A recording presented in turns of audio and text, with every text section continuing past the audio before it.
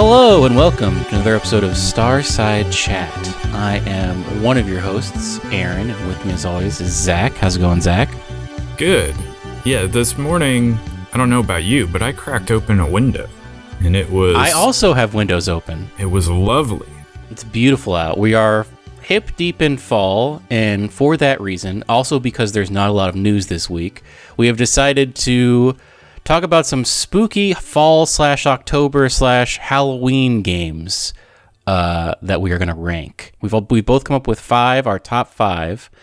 And so later on in the episode, we're going to be talking spooky games, which is not something I really gravitate towards. I don't know. What about you, Zach? Are you someone who likes to be afraid? No, not really. I always say my version of Halloween is like the Tim Burton version. So I like sort of spooky comedy horror. So like something like What We Do in the Shadows is up my alley, but like actual horror stuff is not really. So I guess have your expectations for our list set to that sort of mindset. But also, don't go back and check our previous version of this. We definitely didn't do it before. It's totally new, and I actually don't remember doing it. I believe that we did do it. I was going to say, I'm sure we've done this before. In fact, I'm confident that we did it maybe even last year or the year before. But I could not tell you what the list was because I did not go back and check. I think it is a symptom of we're a little bit in the like post first of fall rush where like September rush where a ton of game news happened. And every October, I feel like there's a little bit of a lull where like stuff usually drops on the first week of November, but nothing really happens in October. Although here's an early prediction. I think it's going to be this coming week or next week that we get the reveal of the Nintendo Switch 2, whatever it's called. Oh, really?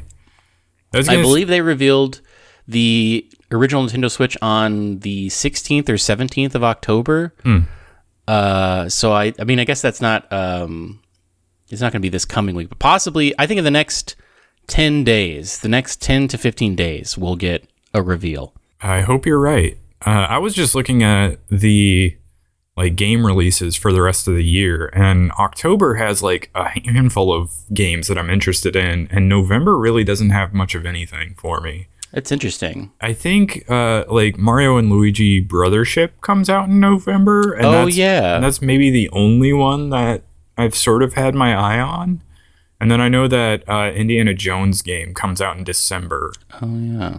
I don't know if I will play that because I would have to sub back to Game Pass, and December is kind of not a great month for me to have time to sit around. I guess you have the holidays where you have a little bit more time, but like, I don't know. I feel like I'm always somewhat busy then.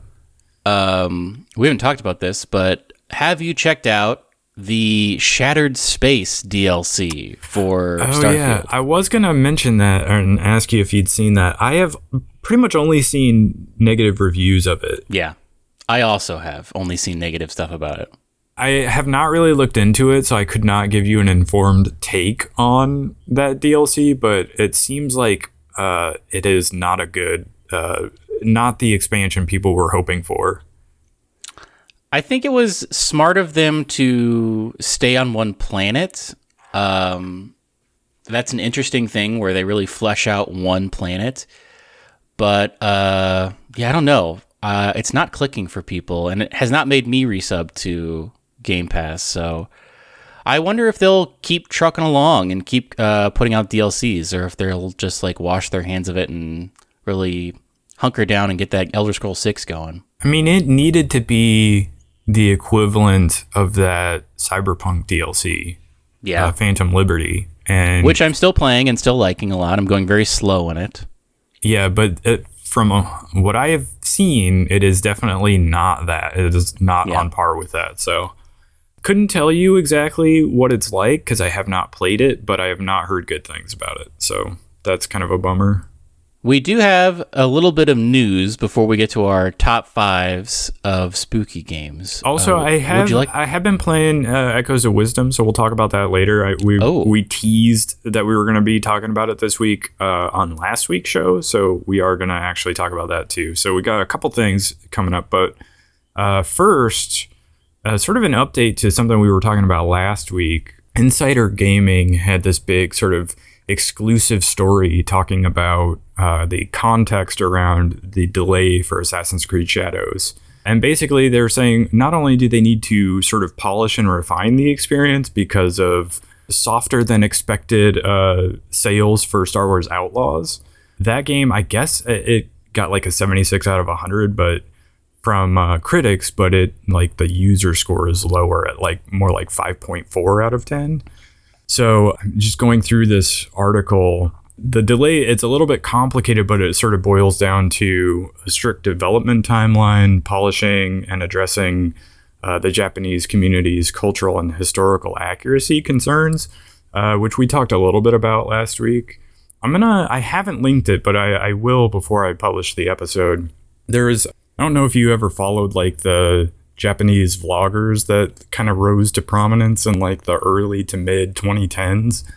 Abroad in Japan is one of the big ones, but another one I follow is called Unrested. And like a couple months ago, he did a pretty good video that kind of goes into like what he's heard, and like he's talked to a bunch of people in Japan about why they have issues with this game, and sort of goes into the history of Yasuke, the character, and the person, and why, you know, there's all these issues around it. And so I'll link that because it's a pretty interesting video that kind of gives a lot of the context for this. But yeah, so they're saying Yasuke is not going to be removed from the game, but they are going to sort of address concerns about historical and cultural accuracy and concerns like that. I guess this started before the game's reveal, from like external playtests, and accelerated further following the game's initial reveal and mass feedback. So yeah, they're going to make some changes to how that character is portrayed in the game and fix some of the architectural concerns, because I guess they had like somehow mixed it up and had like Chinese architecture in the game that people noticed. So a lot of mistakes like that. Not great. And there was also, like, they were teasing this like figurine that had like these sort of, it almost looked like a Funko Pop or like chibi versions of the two main characters on like the half Torigate, or like the sort of one-legged Torigate that's in Nagasaki, which, if you know anything about history, it is a half Torigate because of the bombs that were dropped in World War II. It is not like feudal Japan. So not only is it extremely tone deaf, but like, it's not even historically accurate. So stuff like that, they're taking a lot of heat because they have just like not really approached this project with care at all. And some of that, they're saying the issue should have been caught internally before the game's reveal, especially given Ubisoft's strict asset approval process.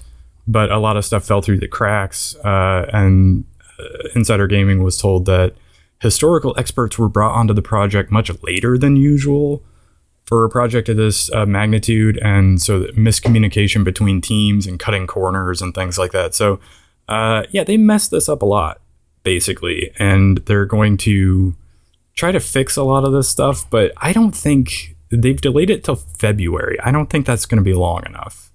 It would not surprise me if they are going to delay it even further than that. So it sounds also like the pre-order numbers for this game are not matching what they had for Valhalla, so that's also a part of this, but it sort of leans into the next piece of this, which was widely reported this last week, that Ubisoft is considering a buyout from Tencent, who I guess already owns a stake in the company, and then they're considering going private.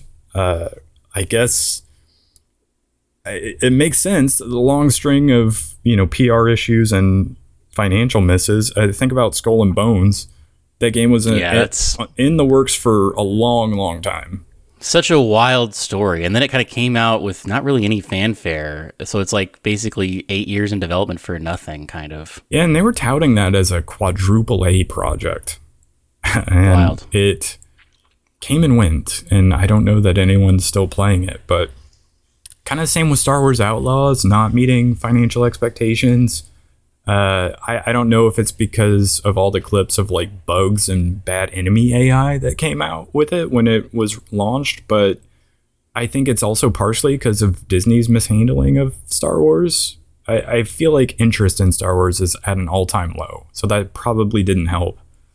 But there were rumors floating around that Ubisoft thought of it as like their Red Dead Redemption, and it is not going to match the popularity of Red Dead Redemption for sure.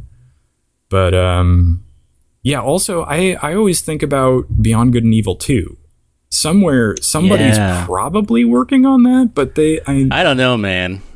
You're probably right, but I don't know what state it's in. Because I mean, they wanted to do so many crazy stuff. Like the demos they showed where they were like, yeah, this whole like planet is procedural, and like there's that one. I always remember that one where you're like in a spaceship and then they like roll up onto this like huge statue in this cityscape, and they like get out of their ship, and it's like I don't know how that's conceivably possible to do. And then they did that thing with we've talked about this on the podcast before, but with that Joseph Gordon-Levitt thing where they were like, hey, everybody can make stuff for this. Yeah. Which was also weird and I didn't understand, but I don't know. Well, and they also, I think the guy, maybe the creator of it, the sort of lead guy, was out there on stage during one, like, was it Summer Games Fest then, or was it still E3 then? I don't actually remember because it's long enough ago. I feel like it's been a long time since we heard about this. It was probably an E3. But yeah, he was crying because he was so happy that people were like excited about his game. And then I guess that guy maybe left the company or was fired or something because I would have to look it up. I don't remember the details on it, but there was some reason that they got rid of him. And so I feel like that also set the game back. It's interesting because there are these high profile games that take forever. So like Skull and Bones is an example, or famously Duke Nukem Forever was another one that took forever and then it finally came out. But I feel like Beyond Good and Evil, the first one definitely had a cult fan base, but I don't know that like anyone cares about it now. And I don't know that people are like waiting with bated breath for Beyond Good and Evil 2. I think it's maybe like kind of moved out of the cultural consciousness. Yeah. And they could just like never produce it and nobody would be like, hey, where is this even?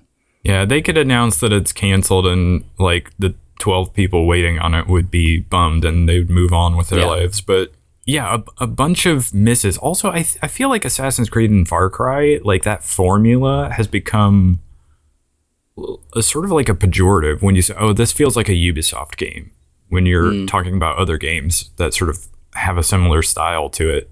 So they need to like somehow turn that around and revamp that so that it's not like, oh, this feels like a Ubisoft game, as like somebody says that has like sort of a negative connotation to it. But anyway, I don't know what it will mean if Ubisoft does get bought out by Tencent and goes private. But yeah, they've had a long string of games not sort of work out for them. And so I get why they would definitely need to delay the latest Assassin's Creed and get that to still be a hit when it comes out. And there were rumors also that delaying that will also delay the pipeline of other Assassin's Creed games that they have coming out. Because don't they have like a remake or remaster of like Black Flag and some other ones that they were working on? Yeah, they had that whole huge plan to have like that, what is it? Like the Animus, it was like a weird amorphous thing that wasn't really defined, where you would drop into a software that would be like your launcher for all Assassin's Creed content or something. And I don't know if that's still happening or what, but there was that one E3 or Summer Games Fest where they announced like 6 Assassin's Creed properties.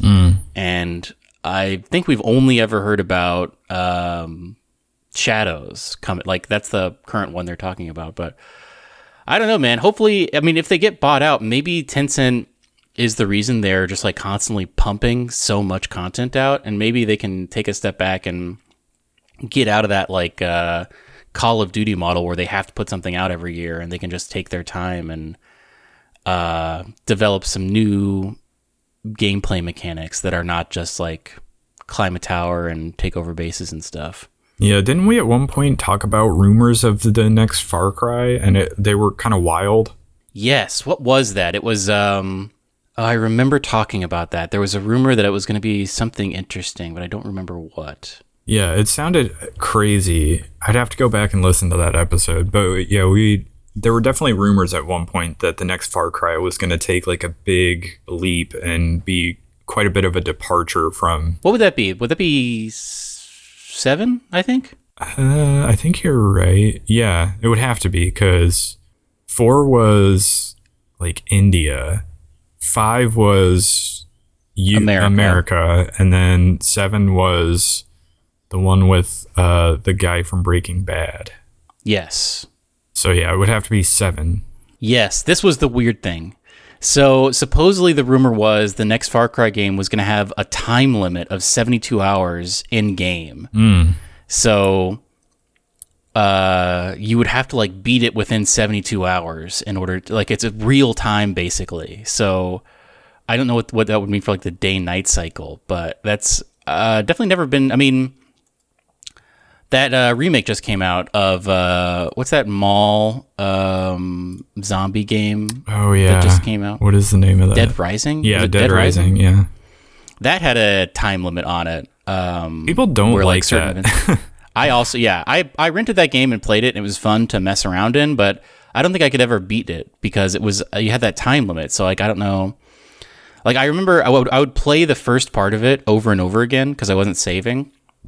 And at some point, I would just like everything I was doing would stop, and it would show me a cutscene of like 2 guys in a truck driving around somewhere, and that like always happened at like midnight or something, and I had to go deal with that, and I did not care for that. Yeah, I feel like every game that comes out that does something like that, where they have a time limit, eventually comes out with a sequel that removes the time limit. That's how old Pikmin used to be. I think Pikmin was also on a time limit. Yeah, Pikmin used to be, and now it's not. I don't know. There are other examples, I'm sure, but yeah. So Ubisoft, I guess their shares in the company fell like 54% last year, which is insane. So yeah, they're struggle bussing right now, and they need this probably will happen. It's probably not just rumored, but people have also been talking about how Tencent does this thing where they will like buy stake in a company that is not doing well, and then once they decline enough, they can like swoop in and purchase them. So I don't know much about what's going on with that, but it seems like this is almost an inevitability at this point that Ubisoft is soon to be owned by Tencent. Zach, I think it's time to get a little spooky. All right. Again, these may have existed on a previous list we've done, but let's not concentrate on that. Let's talk about our 5. We each have 5 recommendations for spooky games that you could be playing this October, this Halloween season. And why don't you hit me with your number 5? This is a cop-out because not all of this game is spooky, but parts of it are very spooky. It in general has kind of like a melancholy kind of fall vibe, I think. My number 5 is Hollow Knight, which is a game that I love. I considered putting this on the list, and then I didn't. Deep Nest is a very spooky area in Hollow Knight, and obviously it's not the whole game, but that area specifically was very creepy, and there's like a lot of things where you'll hear like chittering happening, and like stuff will just come out of the walls and start attacking you. And there's also an optional boss fight down there that's very scary. And like the lead up to it is very scary. And that whole game is sort of just like kind of spooky vibes. So in general, I recommend playing Hollow Knight, I should say. especially with the imminent release of Silksong, as we all know, it will be coming out soon. But yeah, that's my number 5 is Hollow Knight to start us off. I do think that it has a fitting like art style and tone for like fall and sort of spooky season. So I think that I mean, the City of Tears is like a great spooky area, even though it's not really scary. Yeah, it definitely has the right tone for it. What's your number 5? Mine is a little bit more direct. It's my number 5 is Pumpkin Jack. You remember this game? Yeah, I remember you talking about this game. I actually replayed this last month because it's relatively short, but it's like a sort of inspired by old school like Nintendo 64, PlayStation era platforming games where you go around and you'll find collectibles, but it is very heavily inspired by Nightmare Before Christmas, obviously. But you play as Pumpkin Jack. And you get different weapons. What's the plot of that game? Trying to remember. Is it to save Halloween? No, it should be. But there is like you go to a sort of a wintry area and you're like sort of dealing with Santa Claus or like a fake Santa Claus. So it definitely has that Nightmare Before Christmas element to it where you have this like a sort of Jack Skellington like character with a pumpkin on his head in like this weird Christmassy setting. So it definitely has that for it, but I think you're like, I can't remember if you're fighting the devil or you're fighting for the devil, but you're like, some dark evil forces emissary, and you're like going and trying to take some evil out of some sort. But yeah, you have different types of weapons that you get, and if you just like old school platformers and you want to go through the levels and collect items and you just sort of enjoy the Halloween vibes of it. It's a pretty fun, short, sweet little game. What is your number 4? I must have talked about this game on the podcast before, but I don't remember if it's ever shown up on any of my lists. This was a game that I was very into in high school. I have a vivid memory of being in like, not to date myself, but our high school had a computer lab. Whoa. Yeah. I was in the computer lab and I was looking at like, oh man, what was that old? I used to look at a site called like, I think Blues News, which was a video game website that had like a blue background. And they had a feature on this game and I was like reading it and the guy sitting next to me was like, whoa, what is this? And I was like, oh man, this is this cool game that's coming out soon. And we talked about it. I have no idea who that guy was. I don't remember what he looked like or who he was, but this is a game called Vampire the Masquerade Bloodlines, which was a little rough when it came out, had a lot of bugs, and it reviewed, I think, well because people liked the property. It's based on the Vampire the Masquerade tabletop role-playing game, and there is a sequel to this coming out, supposedly, although I think it's been indefinitely delayed. Vampire the Masquerade Bloodlines 2 is supposedly coming out at some point. But I think it's one of those games where they've restarted it a bunch of times, similar to like Anthem or something like that. Who knows why, but I love this game. It's the type of game where in the lore of Vampire the Masquerade, there are like a bunch of different factions of vampires.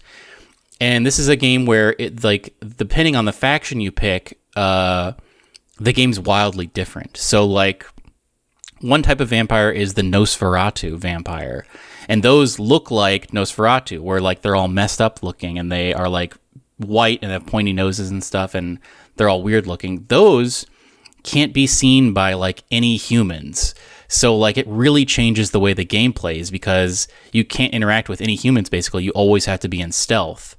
Another one is, I don't remember the name of it, but one clan or like subgenre of vampire is just the insane vampires.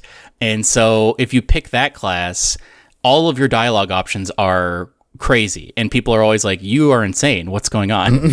And there are some funny videos of those like run-throughs of the game. But it's good. I really like it. It is very buggy. And there was actually a fan remaster of the game. Like if you buy the game now, which it's frequently like $2 on Steam. but there is like a fan patch you can get for it that fixes a lot of the problems because the original developer never did. So if you are going to play Vampire the Masquerade Bloodlines, which does have some very spooky levels, there's specifically a haunted house level that's very spooky. But if you are going to play it, definitely get the fan patch because it makes it much more playable and adds some like quality of life things to it. But have you ever checked out Vampire the Masquerade, Zach? I haven't. I know you've talked about it a bunch of times on this podcast, but I've never played them. They made a battle royale game as well for some reason, and that probably is no longer in existence. But wasn't there another new one coming out? Yeah, that Vampire the Masquerade Bloodlines 2, we saw a trailer for it probably like 5 or 6 years ago, and then they were like, JK, we don't know when this is coming out. But I think recently I saw some development stuff about it. Like they released some gameplay video. I don't know if it has a release date now, but they were showing like I think one of the clans is called like the Bruja. Those are like the big brawlers. So they have the ability to like go really fast and like punch stuff and whatnot. I think that we saw some like Bruja gameplay from Vampire the Masquerade Bloodlines 2, but I don't know. I don't know when that game's coming out. Maybe it'll be a next gen thing. But that's my number 4. You know, when you started talking about vampires, I was like, oh, I should have put Vampire Survivors or like some sort of Castlevania on here, but then I didn't. Yeah. Do you remember what was that like God of War style like Castlevania game? What was that called? It was like, wasn't there like a series of them that was like very old school God of War inspired, but it was like Castlevania? Instead of it being like a Metroidvania, it was like a third person like action game. I mean, the Castlevania 64. Well, I think these were on like the 360 PS3 era. There's Darksiders. Is that what you're thinking of? No, I'm aware of Darksiders, but there was another one that I can't think of what it was called. What was your weapon in it? I think it was the normal Castlevania one. Let me see. The whip? Yeah. Lords of Shadows. I don't remember that at all. I remember it because after I had graduated from college, I was working at a video game buy-sell trade store, and we had like trailers for it running all the time, but I don't think I ever actually played it. But I don't know how that one was received from other Castlevania fans, but anyway, what's your number 4? My number 4 is Ghostwire Tokyo. Oh yeah, you did you platinum that game? I did platinum it. Again, this is another one that I think I've platinumed, but they have released additional content that I've not gone back to play. So there are additional trophies I could go get, but I've not played it since I initially played it. And I think this game suffered from, it came out like just after Elden Ring that year. And so it was like everybody could not help themselves but compare any other open world game to Elden Ring at the time. Yeah. But also everybody was still playing Elden Ring when this came out. So I played it like a solid probably 6 months later after it came out initially. And so they had time to fix bugs and things like that. Because I also heard that it was a little bit buggy at launch, but I did not experience any of that when I played it. But yeah, it's like weird magic hand powers that you have, and you're running around sort of rain-soaked nighttime Tokyo, and you have the ability eventually to like sort of glide across rooftops and things like that, and jump way up on top of rooftops and all of that. And so it's just sort of a fun collectathon that is very, very much steeped in Japanese like sort of spooky mythology, yokai. Yeah. And so yeah, I thought it was a fun, like different sort of open world game than I was used to playing. And I still have very fond memories of, I played this in, it must have been October the year that game came out, and I remember I was first discovering Taskmaster, and so I would put on episodes of Taskmaster, and then I would just run around the cityscape collecting all the things you're supposed to collect. Because the idea is that you are finding souls of people who have not passed on, and you're like sending them on. And so, yeah, just going around trying to collect all of them while watching Taskmaster. And it was a great way to spend my October that year. So very fun collectathon style open world game that has like sort of a unique first person shooter style because you're using hand powers. But yeah, that's my number 4. What's your number 3? This is a game I have not played. I watched a full playthrough of it on YouTube because it was too scary, but the story was so interesting to me. This is a game called Soma, which I think we've talked about on the podcast before. Oh, yeah. There is a way to play this where it's less scary. So this is a game that takes place at the bottom of the ocean, and the story is very, very interesting. I won't really get into it very much, but it's a very unique story.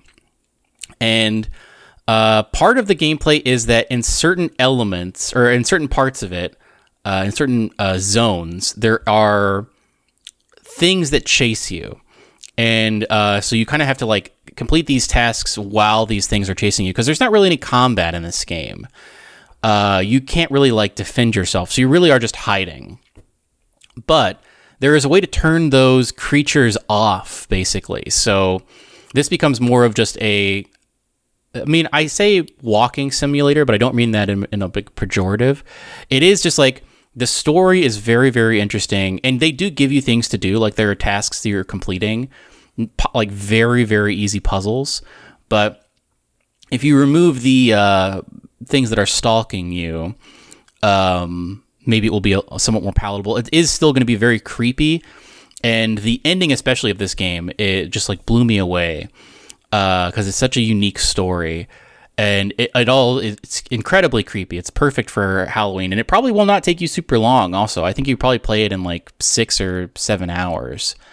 A very contained little story, but very dark at times, and the vibes of it are very much Halloween. But that's my number 3. I wonder if we're going to start to get similar as we get closer to the top. But what is your number 3? My number 3 is Evil West. If you remember me talking about this one. So basically, it's sort of a Western, but you are fighting like vampires and zombies and stuff like that. But it has like the sort of third-person camera and the combat style of like God of War 2018, but it's a little bit more of a shooter as well. But you do have like melee attacks as well. This game is highly underrated. It is very fun. It's challenging on the like higher levels of difficulty. I actually platinumed this game, and so in order to do that, you have to play it on the hardest difficulty. And for whatever reason, I chose my first playthrough to be the one where I played it through on the hardest difficulty. But then in order to fully get the platinum, I had to go back through it to get some of the rest of the collectibles on like an easier difficulty, just to like mop up some of the stuff I had missed. So I basically played through this game twice. So it's not overly long, but it is a very fun, very challenging, definitely spooky Halloween theme. And I almost want them to do a second one because I thought it was that good. I would not be opposed to them doing an Evil West 2. I don't know that they will, but if they don't, then this will just be like one of those hidden gems that came out on the, I believe, PS4 era.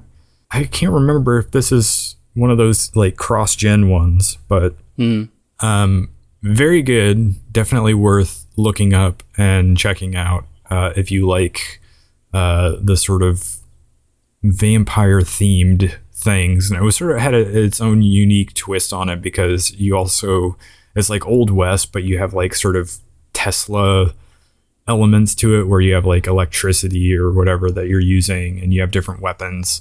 So I likened it, I think when we initially talked about this, I likened it to like sort of a cross between God of War 2018 because of the combat style, but also Doom because you're not just fighting enemies of the underworld, but also you have the ability to like do the sort of glory kills, as it were, where they are flashing. But you're also constantly finding new different weapons that have like fun, unique sort of fire methods. And it's just like, I don't know, it's really fun to use all of them. And so, yeah, if that sounds like a compelling combination, then I think you would enjoy Evil West. What is your number 2? I've talked about this series a lot on the podcast, but my number 2 is Thief the Dark Project, which is not my favorite Thief game. Probably my favorite one is the sequel to this, Thief the Metal Age. But Thief the Dark Project was the original one, and it leans a lot more into the occult than the sequel does. The sequel is more about like technology kind of coming in and having to deal with like robots and stuff, like steam-powered robots. But Thief the Dark Project legitimately scared me when I played it the first time, because there are a lot of times when you go into... normally you're in like, they just call it the city. And so like, you know, you're in like an old-timey house and you're stealing stuff. But sometimes you do go into like a crypt or like catacombs, and there are legitimate monsters. And I think even the devil is in at like the later parts of the game. Very, very creepy stuff. I think I've told this story on the podcast before, but there's a level in this game where I very meticulously was knocking out everyone in the map, and then I believed I had free reign of the map because I had spent a bunch of time knocking everybody out for this one level.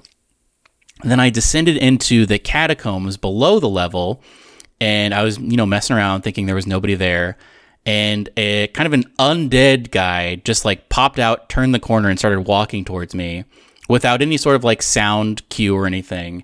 And it scared me so much I turned the game off because I was so frightened. But yeah, I would say as far as like spooky vibes, all of the Thief games have a little bit of like occult like spookiness to them. But definitely the Dark Project was very much more like, oh, like we're descending into hell at one point, I think, as opposed to the second one, which is more not more like realistic, I would say, because there are still like magic elements to it. But Thief 2, I think, is less spooky and more just like, you know, you're still skulking around and stuff, but it's more about the thieving as opposed to like world-ending cataclysms. So Thief the Dark Project, I think play both of them if you're like in the mood for something. They frequently are both on sale because they're so old. But yeah, Thief the Dark Project is my number 2. What's your number 2? My number 2 is Dead Space. Oh, yeah. Are you talking about the remaster that just happened? I am talking about the remaster because that's the one I played. So, I mean, what more is there to say about Dead Space that hasn't already been said? But like, you're in space and you have this tool that you're using to like chop off limbs of enemies and things like that. And you have all these different fire modes and weapons that you're getting, kind of similar to Evil West or Doom, where you're constantly getting different weapons and upgrading them, and you have sort of a different use for each of them, and very cool, very fun. I remember when this game originally came out, I was like, oh, that's not up my alley. But then one of my roommates in college was playing it, and so I watched a fair amount of it, and I always thought it was a cool game that was like very different from other third-person shooters that were out at the time. And so when this remaster came out, I was like, oh, I should play that like once and for all, finally, after all these years of thinking it was like very cool and hearing it was good and just having only watched somebody else play part of it and having not played it myself. So I finally did pick it up and I played through it whenever that was. What was that? 2 years ago, maybe? Year or two? But I mean, a classic sort of space horror shooter that's very, very good, and somehow simultaneously feels of its time from when it originally came out, but also very modern in a way. But yeah, they did a good job with that. Yeah, they fixed some things for the remaster that people didn't like about the original. I know, like, floating around through space and one particular sequence later in the game was often cited as like cumbersome in a not very enjoyable way, and they sort of fixed that for the remaster. And he was wasn't he a silent protagonist in the original? And they added voice lines for him? Yeah. They added a voice actor for it. I think people were not sure whether they were going to like that or not, but I think overall people seemed to enjoy it. So it is sort of the definitive version of the game. If you either haven't played it for whatever reason, or you played it and you haven't played the remaster, I would say give that a shot this spooky season. What is your number one? I wonder if we have the same number one. We might. Let's do a 3, 2, 1 and then say it. Okay. 3, 2, 1. Luigi's Redfall. Mansion 3. Oh. What did you say? I said Redfall, but that was a joke. I thought you were going to say Inside. Inside? No. Is that your number one? That's my number one. I love Inside. It is a very creepy game that you can really knock out in an evening. So it's very concise, but the whole vibe of the game is just like super spooky, and all of the...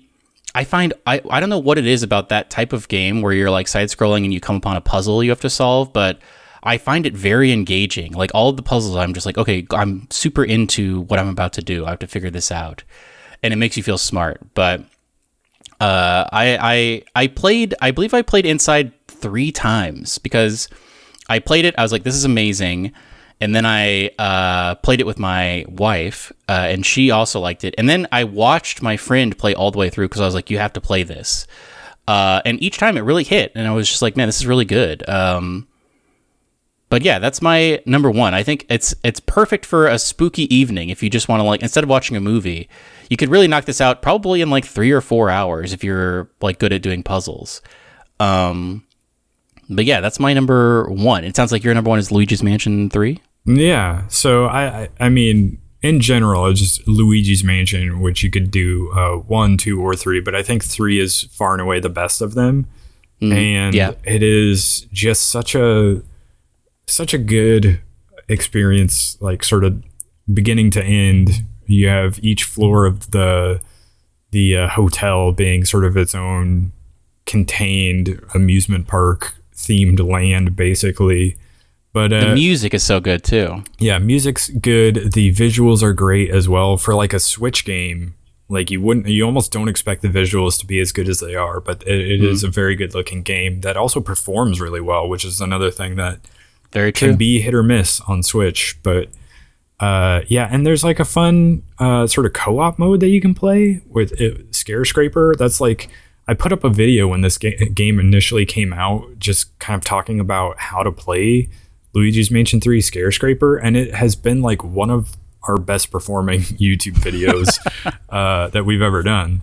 And yeah, I love this game, and I pretty much every October I think about going back and replaying it. I think this year I've got Luigi's Mansion 2 HD that the Nintendo just released this year that's like sitting there waiting on me. And I think I will play it here as soon as I wrap up Echoes of Wisdom, which we're going to get to next. But yeah, Luigi's Mansion 3 is one of my favorite Switch games of all time. So a very good library of games, and that one is definitely up there for me. You can also play Inside on the Switch.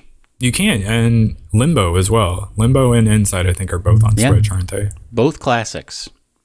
Yeah, so highly recommend all of those games. And I thought of it when you were talking about Inside. I could have put Little Nightmares 2 because that game is also very, very good and very, very appropriate for spooky season. Another honorable mention, I would say, because we brought it up while we were talking about other games, is the 2016 Doom that came out. Yeah, I thought about that too when you were talking about going into hell or whatever, and I was like, you could add the Doom games to this list, both of them. Not as spooky, because I always feel like you're the spooky thing in the Doom game, because you're just like mowing through people, but like definitely the things you're doing. Yeah, the setting for sure is spooky. So yeah, that is a list of 10 games that you should consider checking out this spooky season. Zach, we were texting after we recorded last week, and you texted me that you went to 2 different places and they didn't have Zelda Echoes of Wisdom. And then I went to 2 places and they also didn't have Zelda Echoes of Wisdom. for whatever reason. Maybe it's selling really well. Yeah, but I'm trying to decide if it's because Nintendo wasn't expecting it to sell as well as it did, and so they just didn't provide as many copies, or if like stores didn't think it was going to sell super well, so they didn't order as many, or like what the case may be. But I went to both Target and Video Games Etc., which is a locally owned and operated GameStop competitor. And I didn't even bother checking GameStop because my local GameStop is weirdly just like almost never has recent releases for some reason. They're a weird outlier, I think, but they often don't have them. And when I stopped in at Video Games Etc. and asked them if they had any copies of Echoes of Wisdom, they were like, nope, we're sold out. And we've heard that people have come from Walmart because Walmart was also sold out. So that's sort of like 3 or 4 stores that I would normally go to check for recent releases that were just sold out of them. So oddly hard to get a physical copy of this game. I ended up having to order it online from Best Buy, I believe, and they shipped it in a couple of days. So, but I have been playing it and I have been enjoying it. I think I was a little bit worried that I was not going to like this game that much, because though I did enjoy Link's Awakening, I was a little bit worried that it would just not be very fun to conjure enemies and watch them do the fighting instead of like just having a sword and shield and arrows equipped or whatever. But not only is that more fun than I thought it would be, but also you do actually get the sword and shield and bow and arrow and bombs. We talked about that before release. They had like a little trailer where they sort of revealed that aspect of it. But it is a limited resource, but the game does a pretty good job of throwing that resource to you so that you don't feel like you're going lengthy periods of time where you don't have it. But also you can upgrade it. So you can upgrade the amount of time that you can have sword form active, and you can increase the like amount of damage your sword and your arrows and bombs do. So that's very fun, and it is as fun as we suspected it would be to like stack weird different items on top of each other and try to figure out how to get on top of stuff or just kind of navigate the map. But you also get these different outfits. Like I got a cat outfit that lets me talk to cats in the game. Whoa. And I got you get these different accessories, and one of them is like a frog ring or something like that lets me jump higher. So and yeah, you basically have Bind, which is like a version of Ultra Hand where you can like move large objects around, so that helps. But they do some fun, clever things with it as well to get you to use different echoes that you're sort of conjuring. But I have found most of the time the best way to approach combat and taking out enemies is to just conjure 5 crows and just let them swarm the enemies. So yeah, I have found that tends to be the best way to go about that. But there is like I can't explain the way it sort of handles the cost of them, because like your little floating buddy called Try, who's with you, kind of helps you with like the conjuring of these different items, and each item or enemy has like a different cost associated with them, so you can't just like infinitely spawn things.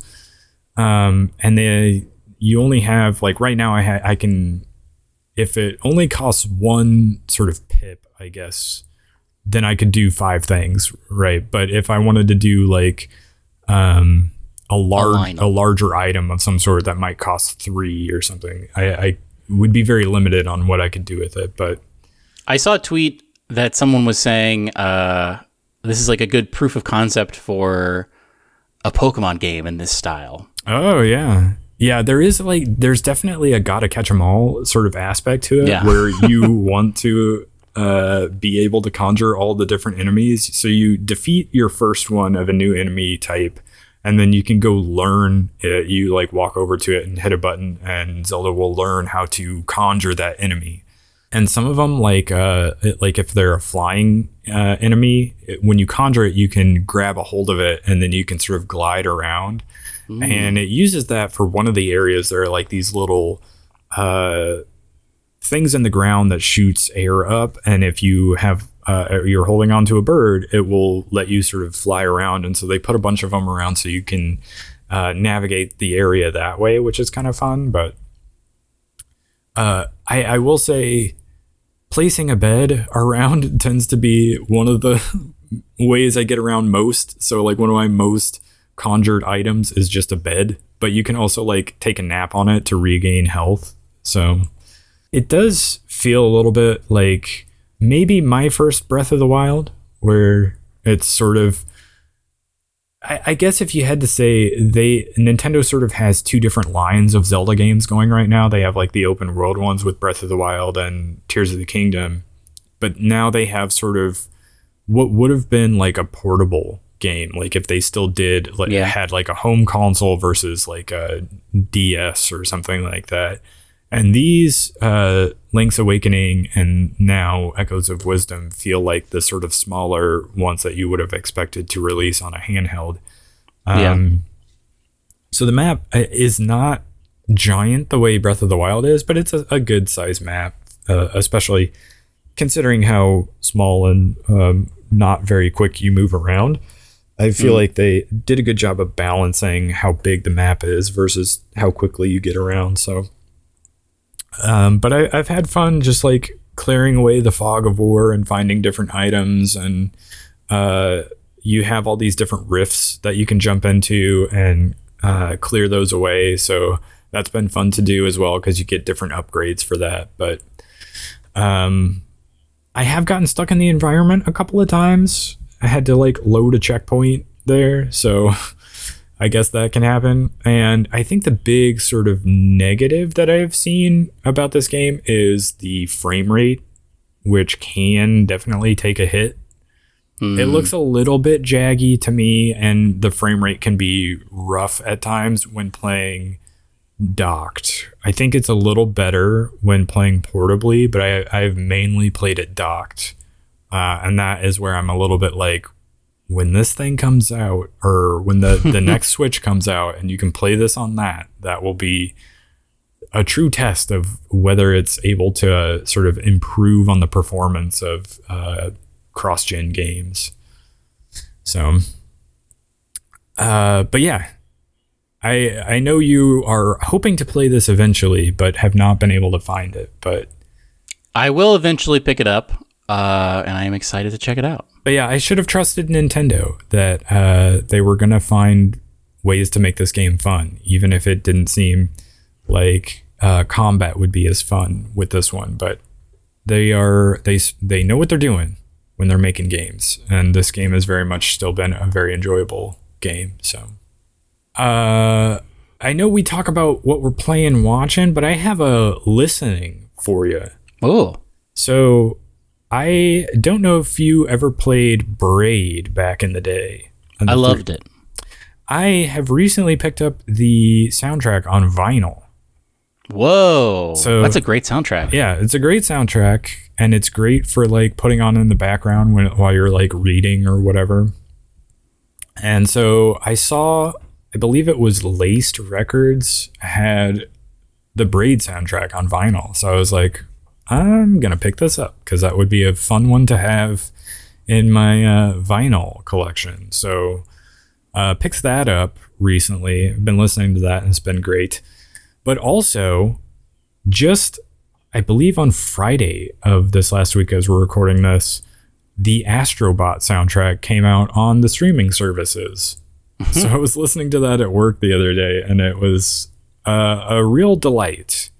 Very, very good soundtrack if you enjoy the music as you're playing through that game. And another soundtrack, I don't know if this had been up for a while, but I just saw it this morning. The original Sims soundtrack is up on the streaming services as well. And so I was listening to that this morning. I was like, man, this definitely takes me back. It's definitely nostalgic. Feels a little bit ahead of its time, even a little bit, because you think of the original Sims, That was so long ago, but that's really the only Sims game that I've played any, extensive amount of. But I used to love I've that never played a game. Sims game. That first one was so good.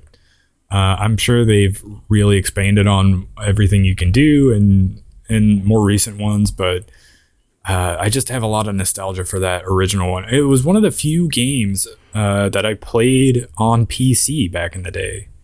Because I grew up with consoles, but the original Sims and like Roller Coaster Tycoon were games that I could actually run on my not very good PC, but they were very fun, and so I played a lot of them. And so I do have a lot of nostalgia for that soundtrack for some reason. And seeing it just pop up randomly in my YouTube music recommendations, I was like, oh, that's awesome that exists and is out there. And so I started listening to it, and it was a great blast from the past. So I recommend checking out those soundtracks.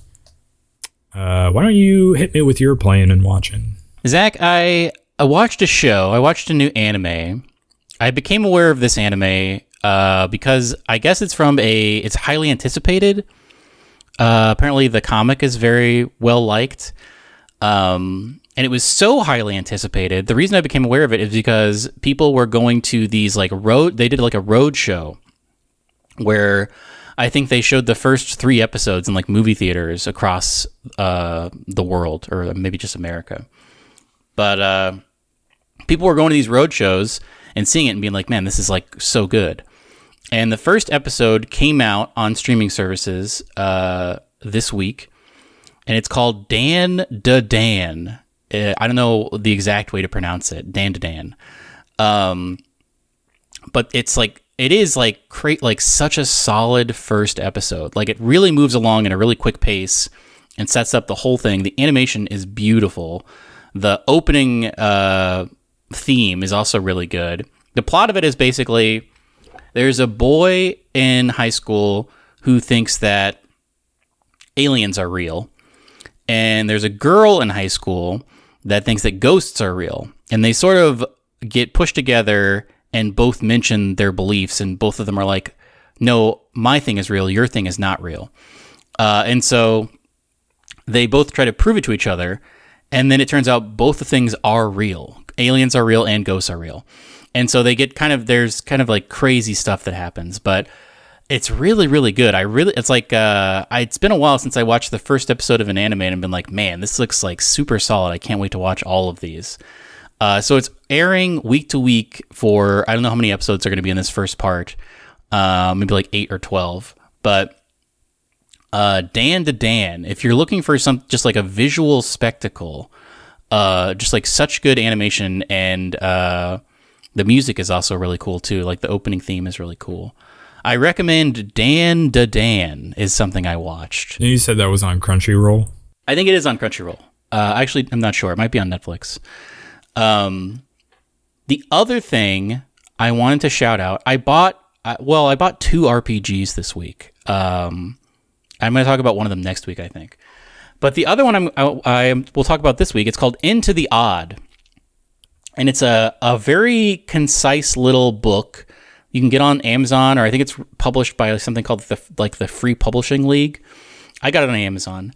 It's a little tabletop RPG that is very unique. I one time I ran a Dungeons and Dragons campaign, not a campaign, just a one-shot for my family over like a Christmas break or something.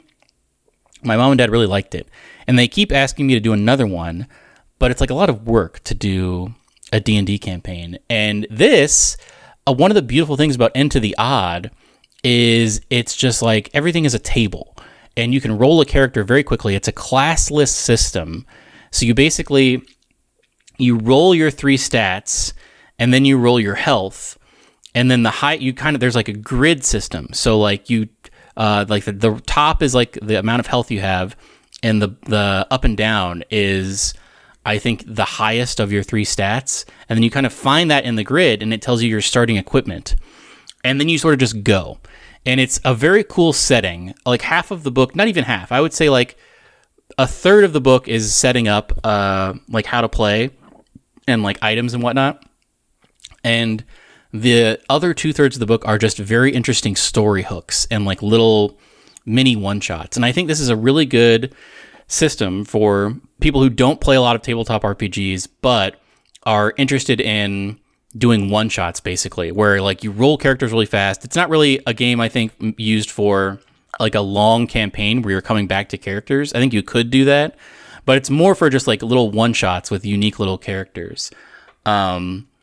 Really interesting. I just started reading the book, and because I'm going to go down to visit my family for Thanksgiving, and I was thinking about running it for them, running a one-shot. Very beautiful. Like the cover of it is a very beautiful design, and the setting is also very unique. It's sort of a kind of like an industrial age. It's almost like Thief a little bit, where they're kind of just like, the city is called Bastion, and it's like the only city in the world that matters. And it's like kind of pre-industrial age or getting right to the industrial age. All the story hooks are very super like unique and interesting. The monsters are really interesting. It gives you a guide to like create monsters. If you're looking for like a nice little RPG that is not Dungeons and Dragons, that's like way simpler than Dungeons and Dragons, this is one to check out. I found it because everybody's making videos about the new revision of Dungeons and Dragons that just came out. Because they just released that, the player's guide at least. And one of the guys I follow was like, this is great and all, but these are some other RPGs you should take a look at. And this was one of them. Again, I'll talk about another one next week that is similar. But Into the Odd is, I think the book, you can get the PDF, I think, for cheap. But I got the book. Check it out if you're interested in tabletop role-playing games. I don't know if this is the same one, but I was watching Happy Console Gamer like a week or two ago, and he'll occasionally do these videos where he does like, here's some recent things I've gotten, whether they're like games or you know, books or soundtracks or something like that. And often like one of the last ones he does will be like a new D&D book. But he was like, I think I'm kind of just done with D&D at this point. They've had enough sort of missteps or whatever. And so he pointed out another option. And the like book that he got was like in black and white. But Shadow Dark. Yeah, maybe that's what it is. But that's the thing I'm going to talk about next week. Gotcha. Okay. I was going to say, I'm vaguely aware of one of them based solely on that. But yeah, he was excited about it. So I guess stay tuned. It's a great time for things that aren't D&D. I think I heard it described really well as like the new D&D that just came out, the revision, is 2 games basically. The first game, I mean, obviously there's the game where you're all sitting around playing Dungeons and Dragons, but the first game you play is character creation. They've made like a solo RPG basically, because so much of that book is just about like making these incredibly complex character paths where like you have so many choices level to level and you build out this person. And that's a game in and of itself, is like you're building level to level what you want your character to be. And some people don't want that. Some people don't want the complexity of, you know, spending, you know, 4+ hours diving into every character option to create like the perfect character. There's a lot of games like Into the Odd or Shadow Dark where character creation is super duper simplified to the point where you could roll a character in under 5 minutes and then just start going. And I think the current version of Dungeons & Dragons has a place if you want that like super crunchy, like at level 5, I'm going to take like this feat and then I'm going to start to create a bastion, which is a whole other thing in Dungeons & Dragons now. But there is also a place for, you know, just these super simplistic, let's like spend 5 minutes on prep and then just start going. And both Into the Odd and Shadow Dark, which by the way won a ton of awards this year at like a tabletop role playing. That's how I became aware of Shadow Dark. Is it won, I think, like best new game, best layout, best like game creator. It won like every award at this tabletop role playing convention. But I'll talk about that next week. Both of these are great options. Awesome. On that note, do you have any parting wisdom? I don't. I was just thinking about it as I was talking, and I forgot to come up with one. Go out and enjoy the beautiful weather. It's fall now. Yeah, we're still, like, yesterday, as we were recording this, was, like, I think it hit 90. So we're not quite there fully yet, but today is supposed to be better. It's going to be like 70s, and I think we're starting to see some of those 60-degree days pop up later on like the 10-day forecast if you're looking ahead. But I think it's going to be solidly like mid to late October before we really start getting that fall weather that we're after. But the mornings and evenings are nice. A tip. Now is the perfect time to clean your garage. If you're someone who has a bunch of stuff in your garage and you can't park your car in it because you have so much stuff, this is perfect weather to do that. And then you'll be thankful when it starts to snow because you'll be able to park in your garage when it's snowing. And you won't have to hurriedly do it when your garage is super cold because it's like the winter. So go plan ahead and clean out your garage this week. That is some solid advice. Go ahead and follow this podcast on Spotify or YouTube Music, or all three. And you can comment directly to us, and maybe we'll be able to talk about it on the podcast. And on that note, we will catch you on the next one. Goodbye. Goodbye.